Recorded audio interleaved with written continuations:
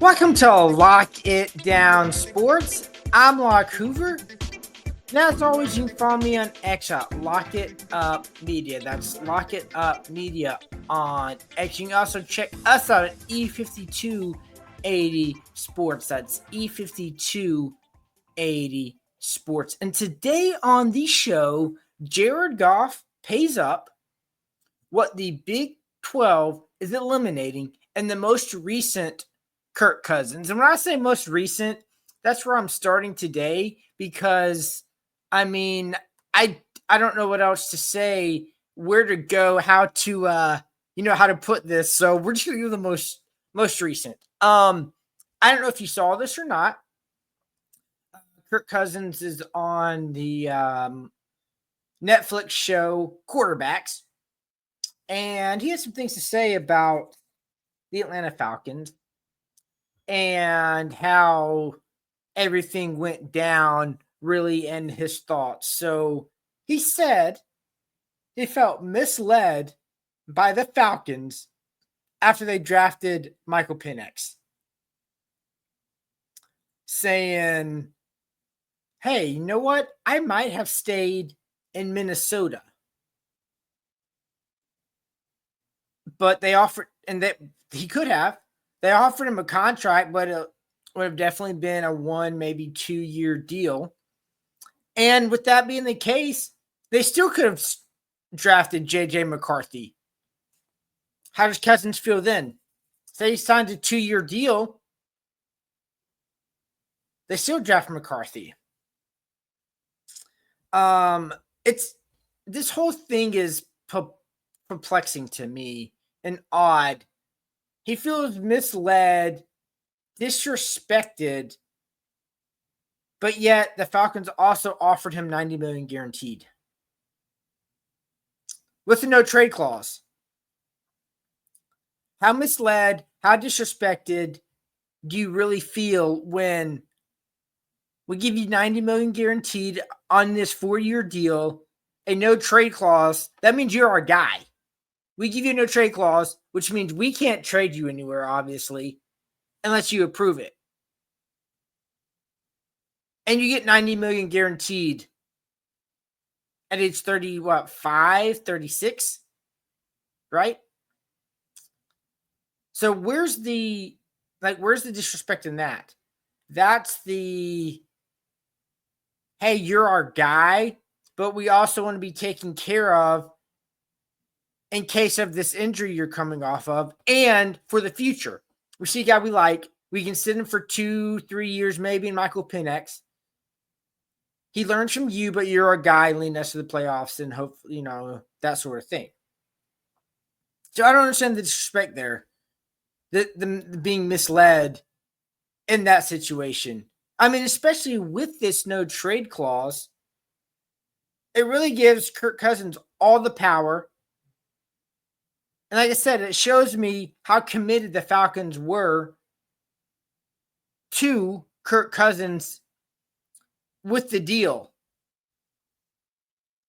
I think also, too, you know how drafts are. They don't know if Michael Penix was going to be there. Maybe he was already gone, and if a Bo Nix was sitting there, they weren't sold on Bo Nix, so they were going to go in a different direction at quarterback. But Michael Penix was sitting there, so they grabbed him.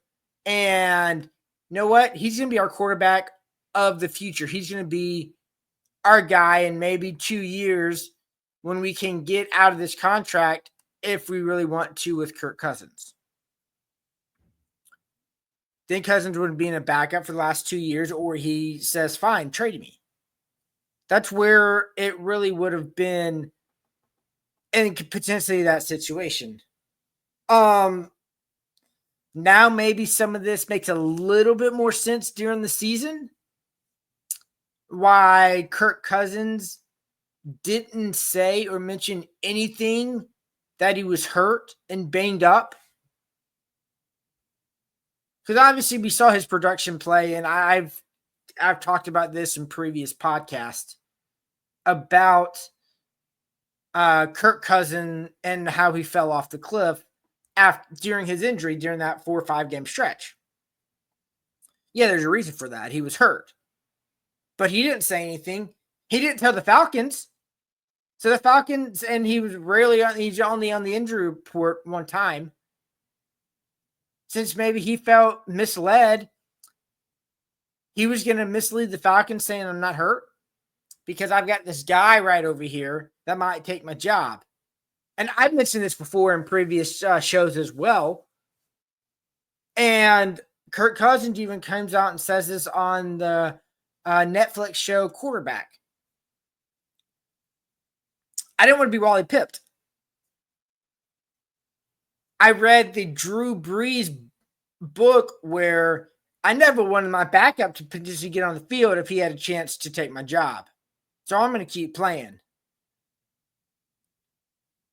You know, I didn't want Joe DiMaggio to be on the bench to take my spot, the Wally Pip, you know. And I said that earlier on. I'm like, he sees what Michael Penix was doing, what the Falcons thought of him drafting him in the first round, what he's doing in practice. That could be me. That could be me as the backup now, and I don't want to be the backup. I want to be the starter.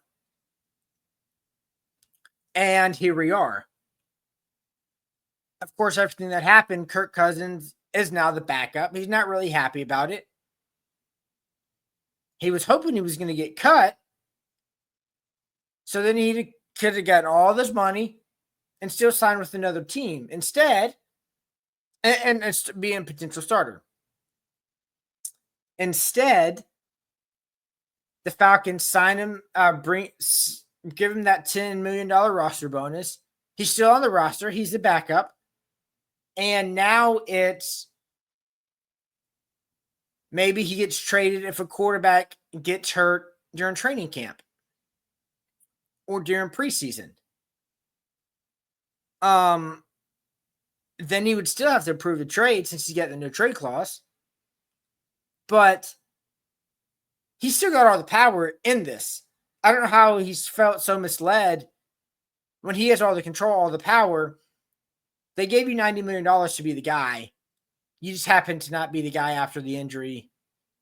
And your little snafu of, I'm not hurt, I'm fine. Really? Really? Really? Right. So that's the latest on Kirk Cousins. And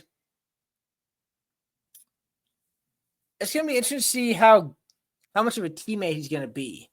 I think there were reports that, Kirk Cousins, he's a great teammate. He's going to be fine. He's going to be okay. You know, whatever. He's a great teammate, great clubhouse guy, locker room guy. And we've kind of seen that play out a little bit of what he really is, how he's truly been in these situations. So that's where we're at with the latest Kirk Cousins, which isn't really anything new. It's what a lot of people, or me anyway, were kind of projecting, kind of thinking of the reasons of how his actions were, his attitudes were, and then it actually comes out on screen. You're like, oh, okay, I was right. This was what he was thinking. This is what he was feeling. And he said it out loud, and it's like, okay, that's it. I was right about this. Now, something I don't really care about. It doesn't matter. Just a blip on the radar is Big 12 Conference is getting rid of their preseason polls. To me, not a big deal, as I've never really been a fan or really looked at preseason polls, even nationally, like the top 25 rankings, like the AP, the coaches, etc. So I was like, oh, all right, cool. Or, who cares? Really, when Big 12 was getting rid of preseason conference polls. Now, it didn't really say anything about why they decided to do it or their choice to do it. And maybe it had to do with Arizona State being preseason predicted to finish last in the polls last year. And of course, they made to the college football, won the conference, made it to college football playoff, obviously. Maybe they don't want to look so bad about who they project is going to win in their conference. They don't want to egg on their face, maybe. But if that's the case, doesn't it kind of make it for a better story of, or you could kind of look how good our conference really is. This school is supposed to finish last, and they made it to college football playoff. Look how deep, look how good our conference is. I mean, you can spin the spin job. You can spin it that way. I mean, I'll be honest. I didn't know they were picked last in the conference. So what? I mean, I read this article and I was just like, huh. All right, okay, cool. I guess, cool, sure. It's conference. It's we're the expected to speak from the conference. I guess it's fun to talk about who's going to win the conference? Who's your preseason conference pick? When it's like, oh, I didn't know they were preseason number 1 to win the conference, or the ho-hum of, oh, okay, wow, you really went out on a limb and picked Ohio State to win the Big Ten. I know we're talking about different conferences, I know, on that example, but you picked Georgia to win the SEC. Wow, what a real bold take there. You picked Vandy to finish last. Wow, what a take. What a projection. Oh, Northwestern to finish last. All right. You picked Colorado. Okay. I mean, but also too, Big 12 is pretty much a coin flip. Coin flip of who's going to win. We're either going to finish it because there's really no dominant team in there. It's a bunch of solid-ish teams in that conference. And it's all right, well, so what? And maybe that's some of it too. They don't want egg on their face because it's an average to okay conference where anybody could win it. Who cares? So what? I whatever, so what? Who cares? Something that I would care about if I was the punter for the Detroit Lions. He came away with a big win last season. And by big win, I mean his bet with Jared Goff. And it looks like Jared Goff's going to pay off his bet. So during the season, he bet his punter, Jared Goff bet his punter, Jake Fox, that if he led the league in net punt yards, he would buy him beer for a year. Well, not only did Jack Fox do it, he had one of the best punt averages in NFL history. So good for him. Now, let's get to the important things. So what was the beer bet? What was the beer? First off, it was Bud Light, which that kind of threw me. That surprised me a little bit. Do you think it would be at least a good craft beer, right? I mean, it's Bud Light. It's,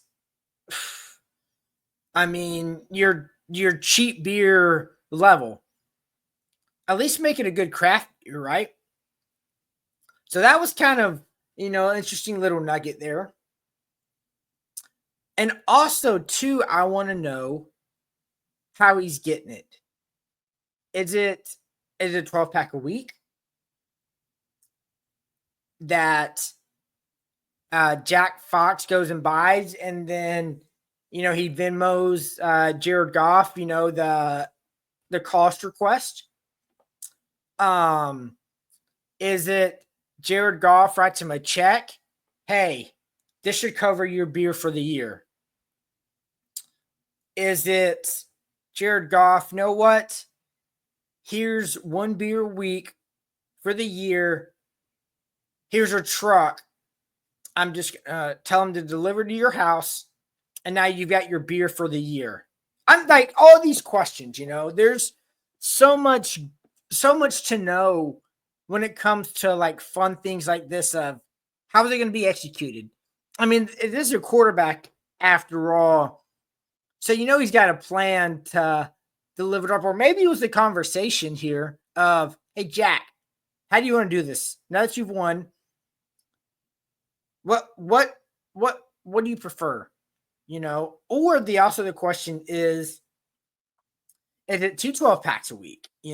Maybe that's it. I don't know. Like all these burning questions that we really want to get to, like the nitty gritty of this, of like, tell me the good stuff. Tell me the meat of this, this stuff, and hopefully it comes out how it gets delivered and how it got paid for. Was it the truck? Was it the once a week? Was it, all the important stuff that we're dying to know? So good for Jared Goff to say, know what? I'm going to pay off my bet, even though it is just Bud Light. As always, you can follow me on Twitter at Lock It Up Media. That's Lock It Up Media on Twitter. I'm Locke Hoover. You've been listening to Lock It Down Sports. I'll talk to you next week right here on E5280 Sports.